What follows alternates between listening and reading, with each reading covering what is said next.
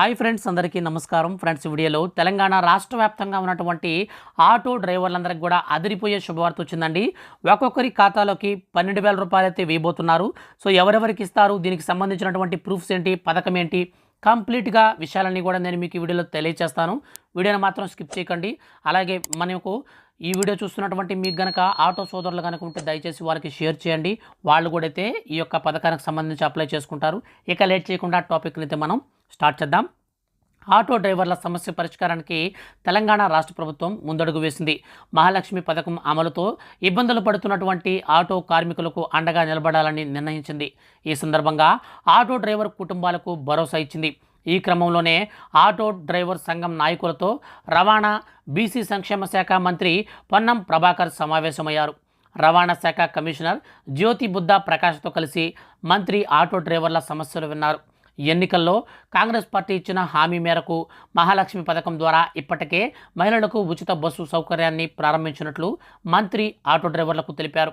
మహాలక్ష్మి పథకంలో ఆటో డ్రైవర్లు కొంత ఇబ్బందులు పడుతున్నారని, వారి సమస్యల పరిష్కారానికి మా ప్రభుత్వం కట్టుబడి ఉందని తెలిపారు.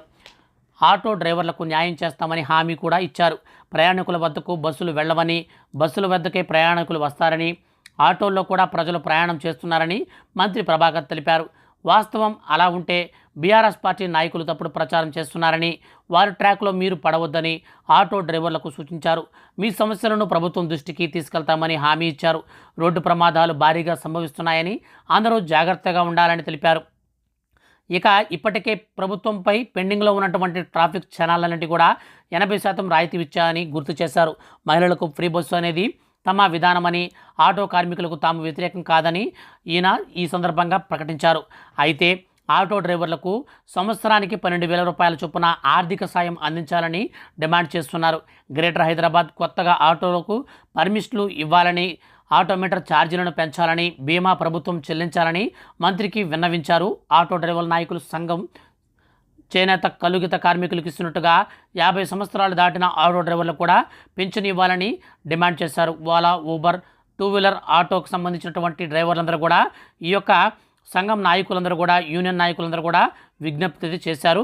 వీటిని పరిశీలించి ప్రభుత్వం త్వరలో ఒక నిర్ణయం తీసుకుంటుందని ఆటో డ్రైవర్లకు మంత్రి ప్రభాకర్ భరోసా ఇచ్చారు. ఈ నేపథ్యంలో ఆటో డ్రైవర్లందరూ కూడా ఈ యొక్క వినతులు విన్న తర్వాత మన గనక అమలు చేస్తే ఒక్కొక్కరికి సంవత్సరానికి 12,000 రూపాయల చొప్పున డబ్బులు ఇవ్వడమే కాకుండా, అలాగే 50 సంవత్సరాలు దాటినటువంటి ఆటో డ్రైవర్లందరూ కూడా పెన్షన్లు అయితే ఇస్తారనమాట. సో ఇవన్నీ కూడా అయితే చాలా అంటే చాలా మంచిదని నేను అనుకున్నాను.